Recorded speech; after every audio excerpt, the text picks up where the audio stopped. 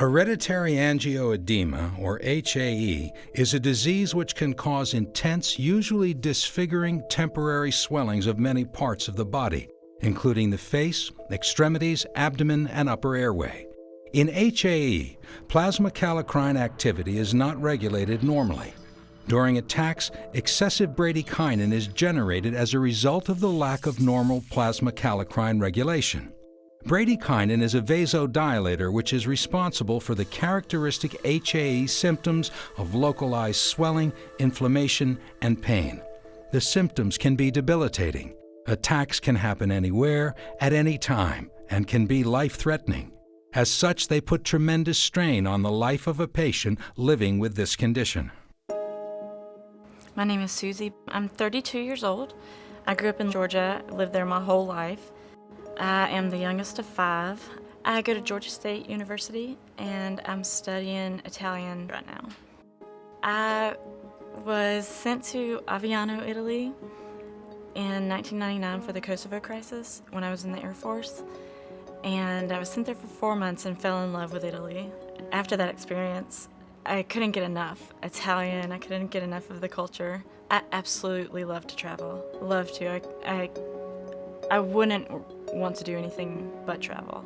I joined the Air Force for adventure, and I joined it for experiences and travel. And when I was in basic training and tech school in Texas, I had gotten sick for the first time. I was getting trained on a program, and my hand just kept getting harder and harder to close. And it was literally like 5 times the size that it should have been, and they couldn't diagnose it. Some of the effects that HAE has on me is swelling in my appendages. For example, my hand from the wrist to my fingers swells up. It's an entire different hand on my body. This will be normal, and then this will be big and fat and meaty, and you can't bend it or anything. It starts at the base, and you can feel it sort of spreading out. And obviously you can see the difference in size as it goes up. My feet have swelled, my lips, my entire face from my eyes down to my chin have swelled. I've had stomach attacks where you are doing everything from throwing up to going to the restroom and just as sick as you can be, and it's unbelievable pain. It feels like somebody's ripping your stomach from the inside. The first time that my lips swelled up, I woke up and they were, 4 times the size of my face. And the pain is extraordinary. I kind of knew what to expect because my hands had swollen, my feet had swollen. So I kind of knew that when my face was swollen, I knew what it was. But it didn't take away from the pain. Sometimes it goes to your throat, and that's a very scary possibility that it could close your throat. And that was really scary because if it moved that fast through my face, it can move that quickly to my throat. And the thought of it closing your throat that fast is very scary. If you feel the tickle in your throat and you're hoping it doesn't get bad, and you're hoping it's not fast, or if you feel something in your lip right here and you're hoping that it doesn't spread down to your throat, like there's always the fear that it could get worse. Hereditary angioedema patients experience acute attacks of edema and pain because they have an overactive kallikrein-kinin system. This is a complex proteolytic cascade involved in the initiation of both the inflammatory and coagulation pathways. A critical part of the cascade is the production of bradykinin by the protease plasma kallikrein.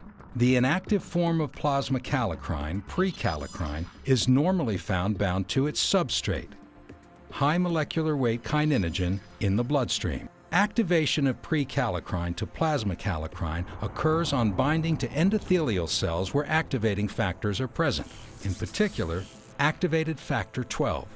Here, plasma kallikrein cleaves high molecular weight kininogen to liberate bradykinin, a kinin considered to be responsible for the characteristic hereditary angioedema symptoms of localized swelling, hypotension, and pain.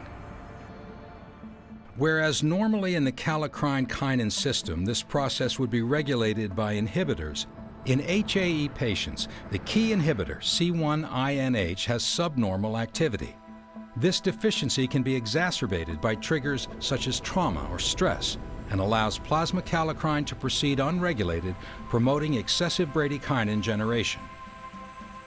Bradykinin has many effects, and one of these is to bind to B2 receptors on the endothelial surface.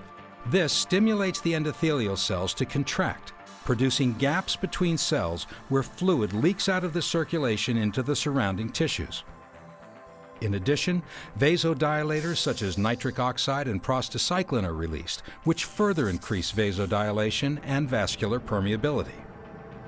Local swelling can migrate from site to site and mainly occurs in subcutaneous tissues such as the face and arms, the abdominal organs, and the upper airway. Laryngeal attacks are experienced by approximately 50% of HAE patients and are particularly dangerous because they can lead to respiratory tract compromise and suffocation. Once I was finally diagnosed with HAE, they declared me non-worldwide deployable, and so I got discharged medically from the Air Force. HAE definitely stopped my Air Force career in its tracks, stopped it cold. It was such a disappointment to go back and start over, and I was really angry that I had something that made all that stop. When an attack comes out of nowhere, it really is a feeling of not again. You kind of have to plan your whole life and your whole day around this attack coming on. I stay out of the public if at all possible. I don't want anyone to see my hand. I don't want anyone to see my face. I don't want anyone to see my fat foot. I avoid social interaction at all costs. It disrupts everything that you do, from work to play to sleeping to relationships. Everything, it disrupts everything. Because of recent advancements in the treatment of HAE attacks, there is a real hope that in the future, HAE patients like Susie can better manage their attacks.